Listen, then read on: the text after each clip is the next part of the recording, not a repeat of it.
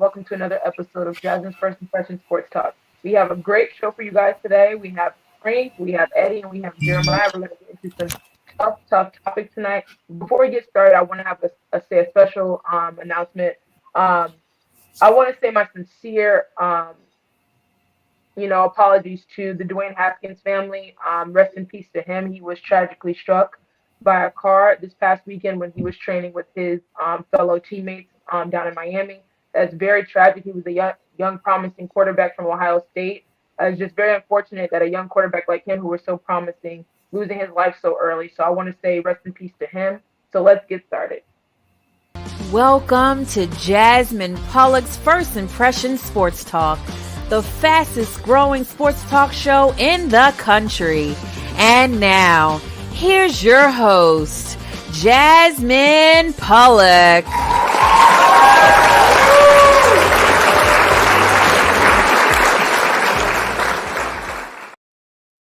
Welcome back to Jasmine's First Impression Sports Talk. And to kick off the night, we're going to talk about the Los Angeles Lakers. The Los Angeles Lakers are officially out of the playoffs. Frank Vogel has been fired. Just a lot going on with the Los Angeles Lakers. After some promising pickups in the offseason, we were expecting the Lakers to be in the finals, in the playoffs, and they are not. So everyone, let's bring everyone in. And I want to start with Frank. Frank, you are wearing the Lakers shirt, so I'm going to start with you. What was your reactions to this whole Lakers season and just the news that's coming out about the Los Angeles Lakers? I'm just so disappointed. Like I knew early on it was going to be tough just because we were an older team, although they didn't want to speak on that. But for Westbrook not to work out, Kendrick Nunn to not even to play a game, that hurt. But for my Lakers to have 5 future Hall of Famers and can't make the play-in tournament, that's just to me a crying shame. And Frank Vogel is not the reason that they did not make the playoffs. Right? He should not have been fired. If you want to talk about some blame, we can talk about Mr. Pelinka putting this thing together. We can talk about all some other names, but Frank got him a ring. So I'm just beyond disappointed in my Lakers. I'm still a fan. But it's hard to put this shirt on and talk about them right now. It just really is. Yeah, I know it's unfortunate. I was hoping that they were winning. They're going to go in and win because I am a big LeBron James fan.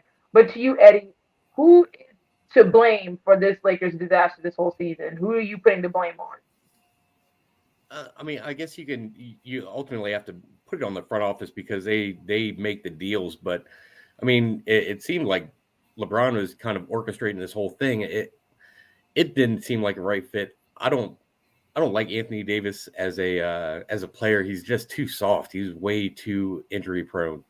And Russell Westbrook, for as much as I love his heart and his work ethic and his drive, I don't think he was a good fit. It just didn't look right. Just from the beginning, it just seemed like, all right, we're just going to try and throw as many big names on here as possible. And if they're trying to bring back the Showtime Lakers, it failed miserably because that wasn't what Showtime was. That was a team built with some free agents, some older free agents, but a lot through the draft, and they played like a team. What did they play? 30 games together, I think total. I think I heard a stat on ESPN radio where they had more starting lineups than they did wins this year. Like that's bad. Like that's there is nowhere you can go from that. And putting that kind of team together, and it was like I said, the front office signs the checks and signs the contracts, but I think it was LeBron's call. And yeah, he did in a couple other places, but it definitely didn't work this year. I agree. And to you, Jeremiah, Eddie mentioned that LeBron orchestrated this whole thing. So heading into the offseason, what are the expectations for the Lakers now? They have to go look for a new coach. Westbrook has to leave. I 100% believe that. But what is this Lakers team going to look like with Anthony Davis being so injury prone and just a lot of things that didn't go well? What are the Lakers going to look like next year? Well, for the Lakers, right now is just a question for them because even when they're trying to hire a new coach, they just got rid of Frank Vogel just today. And to be honest with you, I didn't like the way that it even went down with them firing him, or him hearing word about him getting fired right after his last season game. Having a lot of the G League players in there, and he's happy in the big moment that they got a great win. He hears about it rather in the media instead of them calling him up. And I worry about that when it comes to a new coach trying to enter inside the Lakers organization, the lack of trust that's been going on, especially when it comes to Rob Pelinka and also everything inside the front office. You're going to have so many different candidates, but they're coming behind the same guy, Frank Vogel, that just won them a championship.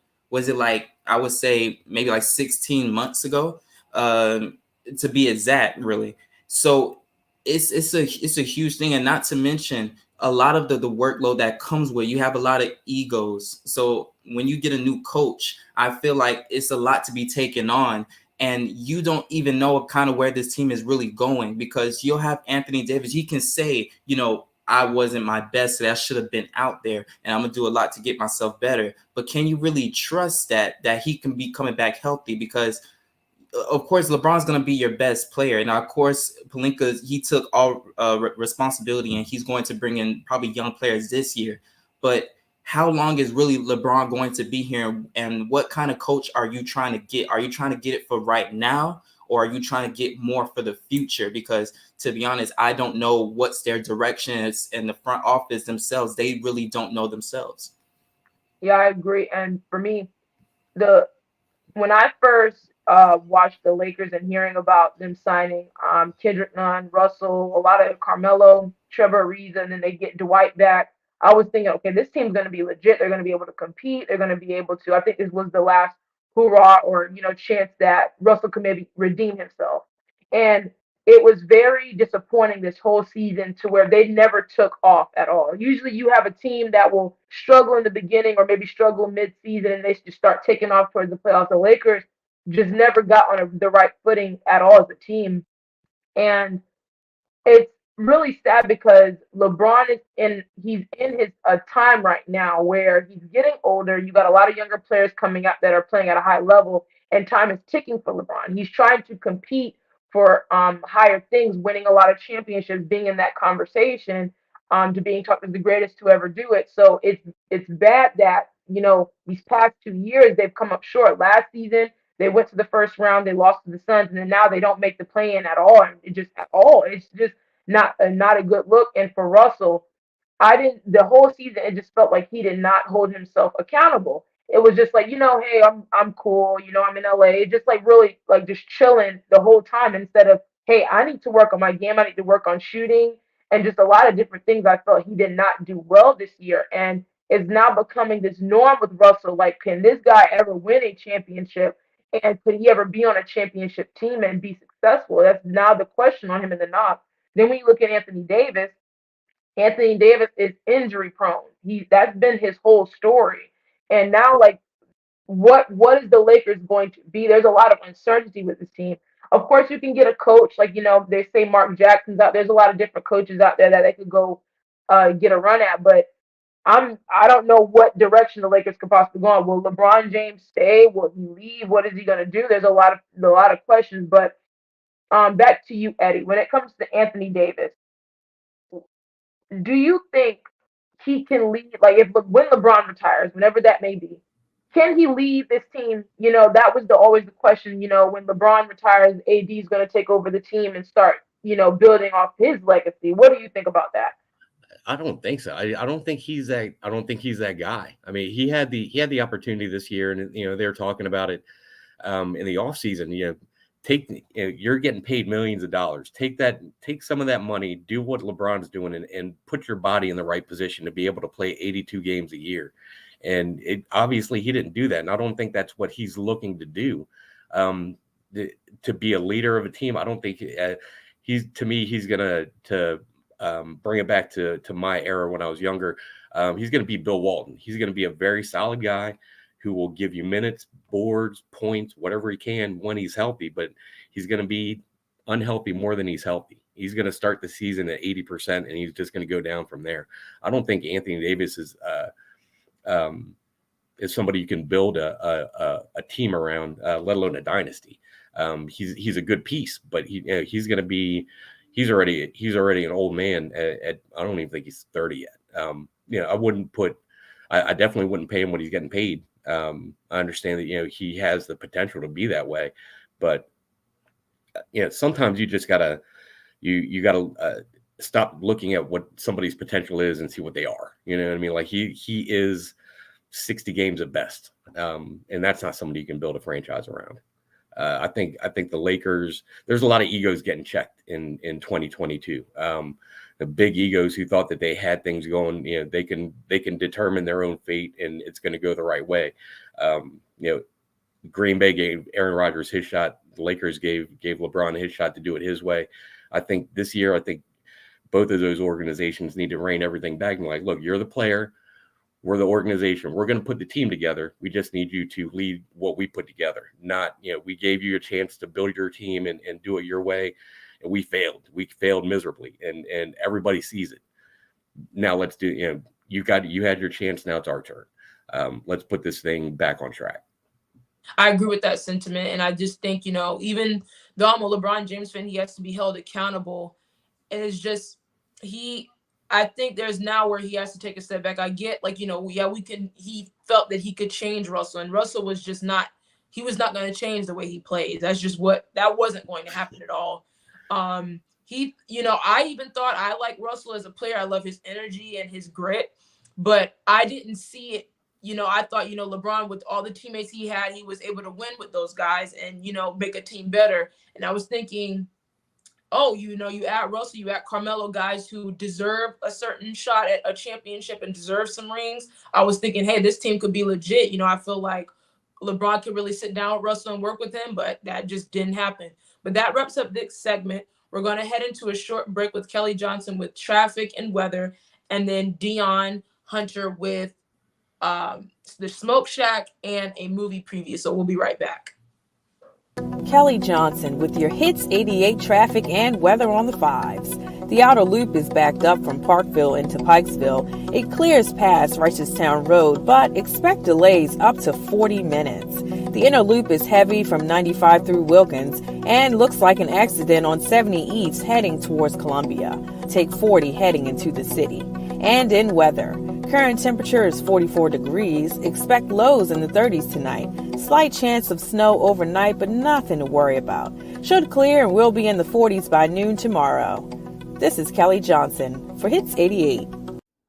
Slow roasted over hickory fire and pulled by hand. This is the way pit pork has always been done. Pulled pork lovers, rejoice. The smoky old days are back at the Smoke Shack. From the creative team that brought you The Browning Project and Dead by Morning comes a new thriller that will change the way you look at white-collar crime forever. Falling from the Sky.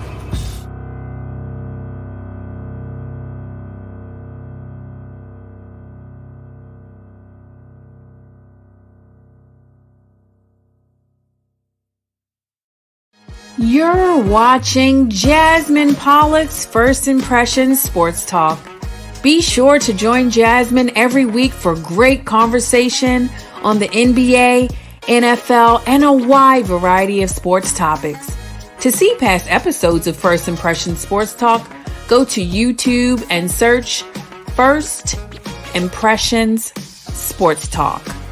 You can connect with Jasmine on LinkedIn by searching Jasmine Pollock. And now, back to more First Impressions Sports Talk. Welcome back to Jasmine First Impressions Sports Talk for more sports talk and conversation. Let's get into the NFL and let's switch gears. We're going to talk about this man named Tom Brady.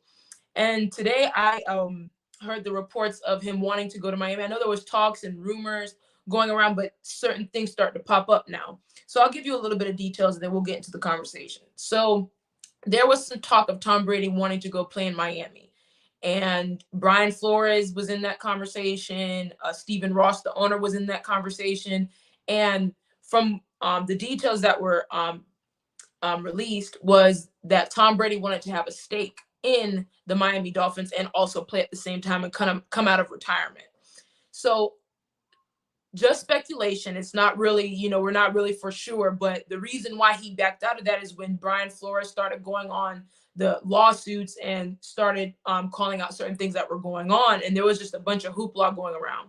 So, Jeremiah, I want to start with you because we talked about this earlier today about what happened. Since you're a Miami Dolphins fan, you have your issues with Stephen Ross and, certain teams and how the team has been run for the past couple of years. So, Jeremiah, what is your take about this news of Tom Brady was potentially going to go to Miami and leave the Bucs? Well, I think when it came to Tom Brady with this whole decision, I think he wanted to pull a quick one. The one that the media really didn't know about, especially myself until this came out, when the announcement of him either going to retire or come back, you wouldn't think it would be for another team. You would think he'll come back for the Bucs and play maybe till his retire. Never would you have think that he would have went to Miami. Miami of all places. Why Miami? And I was just thinking, Brady loves being around Florida, like especially, out of New England, he is in his element, being himself, being the wild person he really is inside and just like having fun.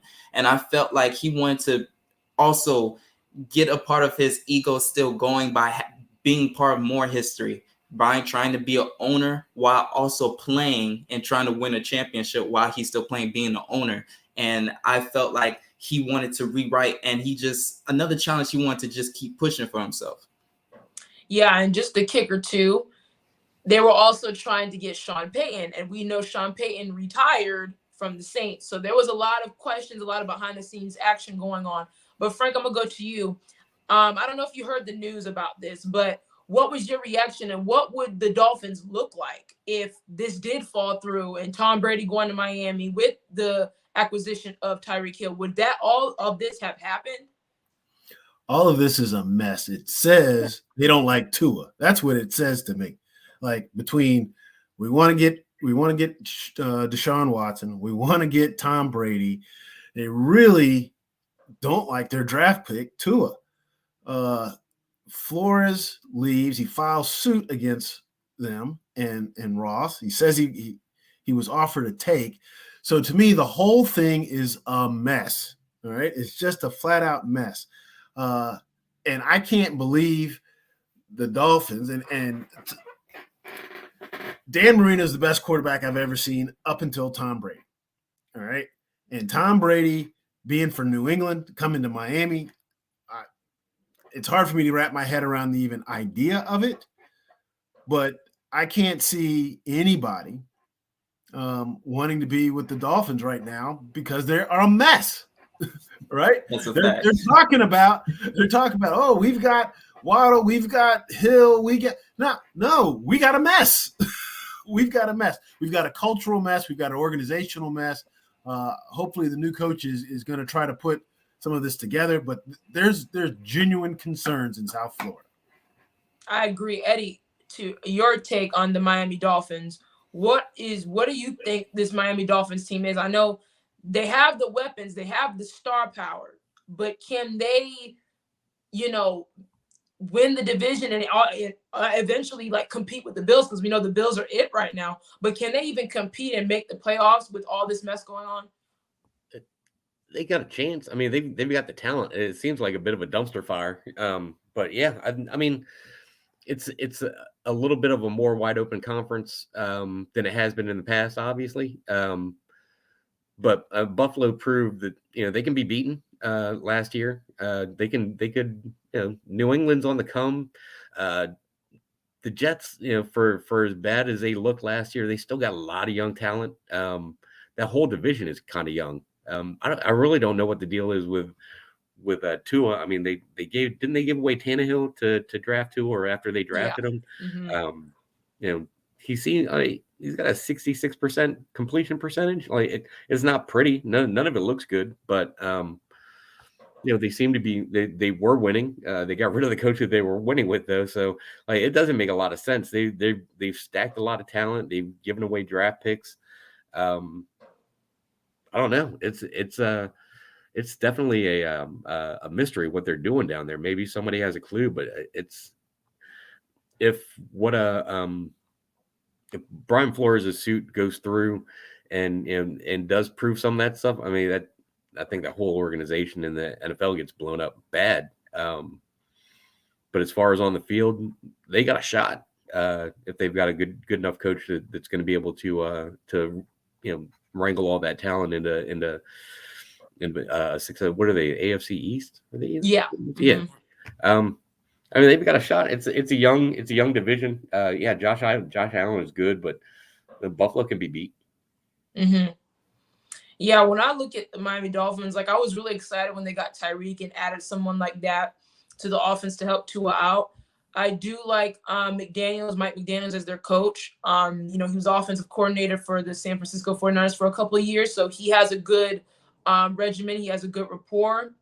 And of course, you're going to see a lot of Shanahan looks with Miami. Is going to be they have a lot of weapons, a lot of young talent around there, but it's just I'm not for giving up on a young quarterback just yet because he went through some, trials and tribulations down there, with different coaches and different coordinators. There's a lot of different things was going on in Miami.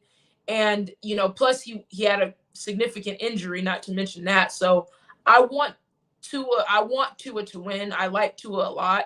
But I just think that, the organization has been giving up a lot, let's go get Deshaun. Let's go, try to get Tom Brady and then Sean Payton in the mix. It's just a lot of different things that were happening that I just didn't agree with. And I felt like give this young man a chance.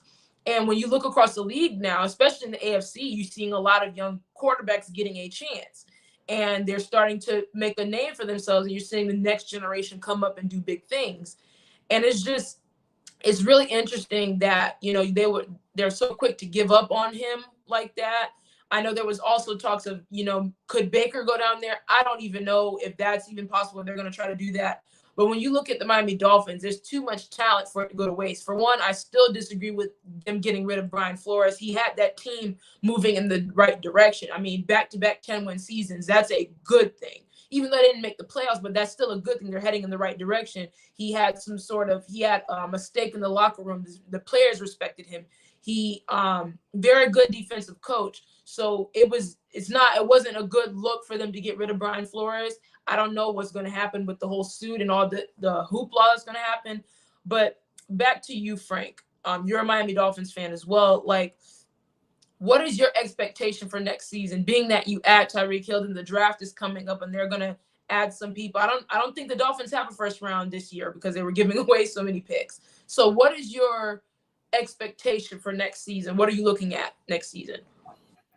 Another 8-9, 9-8 season. I think, I like the fact that they added Hill, but I don't like the fact they got rid of Parker.